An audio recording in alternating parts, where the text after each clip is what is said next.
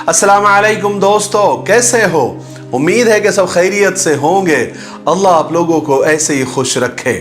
सबसे पहले तो मैं आपसे माजरत चाहता हूँ कि मेरे घर शिफ्टिंग की वजह से आपको 3 दिन इंतज़ार करना पड़ा, लेकिन इंतज़ार का भी अपना मज़ा है। जो मज़ा इंतज़ार में देखा न कभी वस्ल यार में देखा, क्योंकि जो मज़ा इंतज़ार में है वो तो यार के मिलने पर भी नहीं है। ठीक है, तो सरकार दो आलम सल्लल्लाहु अलैहि वसल्लम की पूरी जिंदगी पर बनने वाली वीडियो सीरीज जिसका नाम मोहम्मद सबके लिए है सल्लल्लाहु अलैहि वसल्लम, ये इसका नवा हिस्सा यानी पार्ट 9 है। थोड़ा हम रिकैप कर लेते हैं कि हमने 8वें हिस्से में क्या सुना। हमने 8वें हिस्से में सुना कि चचा अबू तालिब मुल्क शाम के सफर पर हुजूर पाक सल्लल्लाहु अलैहि वसल्लम के साथ गए और मुल्क शाम के सरहदी शहर बुसरा, जहां पर मुल्क शाम का सरहद था, वहां पर एक बहुत बड़ा गिरजाघर, एक कनीसा था, उसके सामने आपने पड़ाव डाला। उस गिरजाघर के बहुत बड़े आलिम बुहैरा राहिब ने किस तरह पूरे काफिले को खाने की दावत दी और आपको पहचाना और पहचान कर चचा अबू तालिब से कहा कि आप इस बच्चे को वापस मक्का लेकर जाओ और यहूदियों से बचाए रखना, वरना ये बर्दाश्त नहीं कर पाएंगे कि आखिरी नबी कुरैश में पैदा हो गया है। इसलिए चचा अबू तालिब ने शाम का आगे का जो बिजनेस टूर था, जो तिजारती सफर था, उसको कैंसिल करके उसी सरहदी शहर बुसरा से मक्का वापस आ गए ताकि आप सल्लल्लाहु अलैहि वसल्लम की हिफाजत हो सके। चलिए अब आगे सुनते हैं।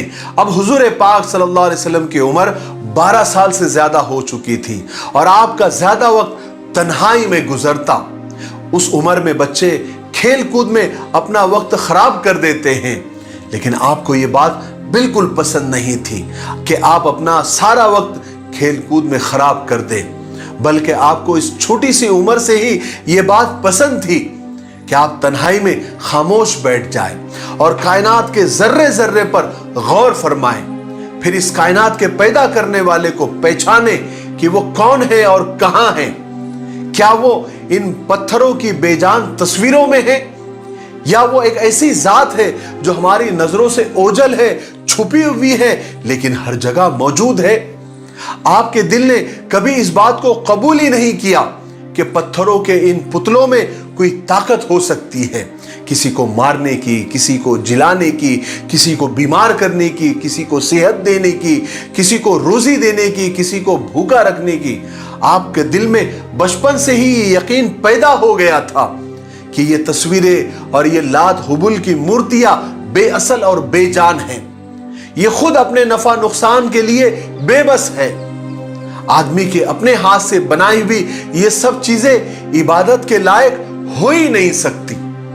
मगर आप जब देखते कि आपके कौम के लोग उन्हीं पुतलों की इबादत करते हैं, उन्हीं के सामने सर झुकाते हैं, सब छोटे बड़े, अमीर गरीब, आका गुलाम, सब उन पत्थरों की इबादत करते हैं, उस वक्त आपके दिल को बहुत तकलीफ होती थी। मगर सीधा रास्ता कौन सा है और किधर है? आप तन्हाई में खामोश बैठते और यही सब सोचते रहते हैं। उस वक्त मक्का सारी बुराइयों का अड्डा बना हुआ था। ऐसी कोई बुराई, ऐसी कोई खराब आदत बाकी ही नहीं थी जो मक्का वालों में नहीं थी। शराब पीना, जुआ खेलना, कत्लो गारत गिरी करना, ये मक्का वालों के पसंदीदा और फेवरेट काम थे। इसलिए मक्का के बच्चे भी जब बड़ों का ये काम देखते और बड़ों को ये काम करता हुआ देखते तो बचपन से ही उनकी तरबियत वैसी होती और वो वैसे ही काम करना शुरू कर देते। फिर जब मक्का वाले आपको देखते तो हैरत करते कि हुजूर पाक सल्लल्लाहु अलैहि वसल्लम ना अपने दोस्तों के साथ इधर उधर फिरते, ना उनके साथ खेलते, बल्कि इस बचपन के जमाने में भी आप अपना वक्त इस तरह गुजार रहे हैं जैसे बड़ी उम्र के लोग गुजारते हैं। बड़ों का अदब करना, एहतराम से बात करना, इज्जत करना, छोटों से प्यार और शफकत से पेश आना, औरतों की इज्जत करना, गरीबों की मदद करना, इस तरह आपका बचपन हर बुराई से पाक गुजरा, शराफत, नेकनामी और बुजुर्गी के साथ गुजरा। फिर आपने उसी उम्र में बकरियां चराना शुरू कर दी। जो लोग चाहते अपनी बकरियां आपके हवाले कर देते। आप उन्हें जंगल में ले जाते, वहां दिन भर बकरियां चरती और आप उनकी निगरानी फरमाया करते थे। लोग आपके अखलाक, आपकी आदतों को देखते और आपकी उम्र को देखते तो उन्हें बड़ी हैरत होती। आपकी सच्चाई, आपकी पाकीज़गी को देखते तो उनके दिलों में आपके लिए जबरदस्त एहतराम पैदा हो जाता। आपकी सच्चाई, नेकी, शराफत ने सारे मक्का में आपकी मोहब्बत, इज्जत पैदा कर दी थी। यही वजह थी कि आपका नाम मक्का वालों ने अमीन यानी अमानतदार रख दिया था। फिर आप उसी नाम से पुकारे जाने लगे। उस जमाने में मक्का के करीब हर साल कुछ मेले लगा करते थे। बड़े छोटे हर तरह के मेले मक्का के करीब लगा करते थे। लोग दूर दूर से वहां पर बड़े बड़े बिजनेसमैन, बड़े बड़े ताजिर आते थे, वहां अपनी दुकान, अपनी शॉप्स लगाते थे। उनमें सबसे बड़ा मेला उकास का मेला था, जिसका नाम उकास था। इन मेलों में आसपास के सारे कबीले के लोग एक साथ जमा होते थे और दूसरे मुल्कों के भी कबीले उसमें आया करते थे और अपने साथ ऐसे शेर लिख कर लाते थे जिसमें अपनी और अपने खानदान की और अपने बाप दादाओं की बड़ाइयां होती थी। और उकास के मेले में ये लोग जत्थे बनाकर और ग्रुप बनाकर बैठा करते थे और ये अशार, ये पोएट्रीज और ये नज़में पढ़ा करते थे। और इन्हीं बड़ाइयों के चक्कर में इनके आपस में कभी कभी जबरदस्त लड़ाइयां भी हो जाती थी। एक बार का वाकया है कि उकास के मेले में, उकास के बाजार में दो आदमियों में लड़ाई होगी और इतनी लड़ाई बढ़ गई कि उनमें से एक मारा गया। मरने वाला आदमी बनु कैस कबीले का था और मारने वाला बनु किनाना कबीले का था। अब मामला इतना बढ़ गया कि दोनों कबीलों में जबरदस्त जंग शुरू हो गई। मक्का वालों में इतनी जहालत थी और आसपास के कबीलों में भी इतनी जहालत थी कि जरा जरा सी बात पर सालों जंग हुआ करती थी। हालांकि ये जंग उर्दू कैलेंडर के ज़ी क़ादा के महीने में हुई। हालांकि मक्का वाले लाख जाहिल सही, अनपढ़ सही, गुनहगार सही, गवार सही, लेकिन 4 महीने इनके नजदीक बहुत एहतराम वाले थे। ज़ी क़ादा, ज़िलहज्जा, मुहर्रम और रजब, इन महीनों में इनके नजदीक जंग बिल्कुल हराम थी। इन महीनों में बड़ी बड़ी जंग रुक जाया करती थी, बल्कि रोक दिया करते थे। लेकिन इस जंग में इन दोनों कबीलों को, बनु कैस और बनु किनाना को, इतना जोश आ गया कि इन्होंने इस मोहतरम महीने का भी ख्याल नहीं रखा, जिससे सारे अरबों को और मक्का वालों को बहुत दुख हुआ। यहां तक कि वो दोनों कबीलों की जंग बढ़ते बढ़ते इतनी बढ़ गई कि उन्होंने कुरैश पर भी हमला कर दिया, जिससे जो है कुरैश और भड़क गए।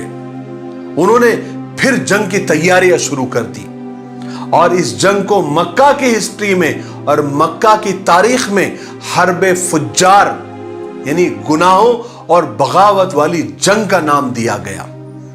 उस वक्त हुजूर पाक सल्लल्लाहु अलैहि वसल्लम भी जवान हो चुके थे, इसलिए आपको भी उस लड़ाई में शरीक होना जरूरी था। चुनांचे आप भी उस मैदान जंग में तशरीफ ले गए। उस जंग में आपके सारे चचा भी शरीक थे। आप सल्लल्लाहु अलैहि वसल्लम इस जंग में शरीक जरूर हुए थे, लेकिन आपने लड़ाई नहीं लड़ी, बल्कि सिर्फ अपने चाचाओं का डिफेंस किया, उनकी हिफाजत की।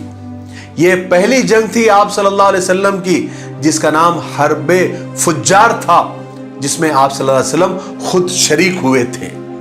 इसी तरह आपकी जवानी के जमाने में एक दूसरा अहम और बड़ा वाकया हुआ, जिसको हल्फुल फुजूल कहते हैं।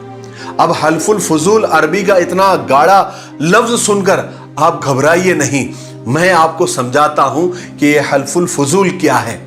यह हल्फुल फुजूल एक अहदनामा, एक एग्रीमेंट था, जिसमें सब मक्का वालों ने मिलकर और सारे कबीलों ने मिलकर कसम खाई थी और उस पर मोहर लगाई थी, दस्तखत की थी कि अब मक्का में किसी पर जुल्म होगा, अत्याचार होगा तो हम नहीं सहेंगे। हम मजलूम का यानी जिस पर जुल्म हुआ है उसका साथ देंगे। जब तक जालिम को सजा ना मिल जाए हम चैन से नहीं बैठेंगे, क्योंकि पानी अब सर से ऊंचा हो गया था। लोग बाहर से आकर, दूसरे मुल्कों से आकर और दूसरे की जगह के कबीलों से आकर उस मेलों में आकर जंगें शुरू कर दिया करते थे और बाहर से आकर मक्का वालों पर जुल्म कर देते थे। जैसे कि अभी बनु कैस और कनाना ने कुरैश पर ही हमला कर दिया, बाहर से आए और मक्का के जो मशहूर कबीला कुरैश पर ही हमला कर दिया। इसलिए ये एग्रीमेंट और ये हलफनामा बनाने की ज़रूरत पेश आई कि एक इत्तेहाद, एक इत्तेफाक, एक अलायंस कर दिया गया सब कबीलों के अंदर कि अब मक्का वालों पर जुल्म हुआ तो बर्दाश्त नहीं किया जाएगा। और ये एग्रीमेंट, ये हलफनामा एक मक्का के बड़े सरदार अब्दुल्ला बिन जदान तैमी के घर में हुआ था। इस मजलिस में बड़े बड़े दिग्गज और सरदार और बड़े बड़े कबीले उसमें मौजूद थे, जैसे बनु हाशिम, बनु मुत्तलिब, बनु असद, बनु जोहरा, बनु मुर्रा वगैरह सब इसमें, सारे कबीले इसमें शामिल थे। इन सब खानदानों ने और कबीलों ने मिलकर ये एग्रीमेंट किया था जिसका नाम हल्फुल फुजूल रखा था। मुझे उम्मीद है कि आप हल्फुल फुजूल को समझ गए होंगे।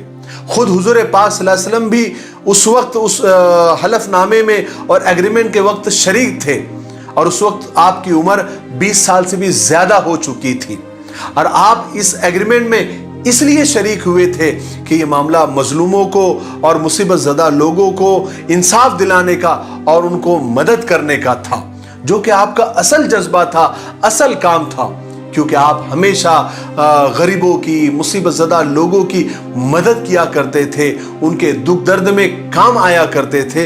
इसलिए आपने इस एग्रीमेंट, इस अहदनामे, इस हल्फुल फुजूल जिसका नाम है, उसमें बढ़ चढ़कर हिस्सा लिया था। आखिर में एक बात आप लोगों से करनी है कि मैं ये सब डिटेल और ये तफसील और ये बारीक बारीक बातें बताना इसलिए ज़रूरी समझता हूँ कि बहुत सारे लोग बहुत गौर से ये सीरत पाक की सीरीज सुन रहे हैं, देख रहे हैं, और मैं चाहता हूं कि उनके सामने ये सारी बातें आ जाए ताकि आने वाली जो सीरत पाक की वीडियोस है और पूरी सीरत मुबारका है वो अच्छी तरह से समझ में आए।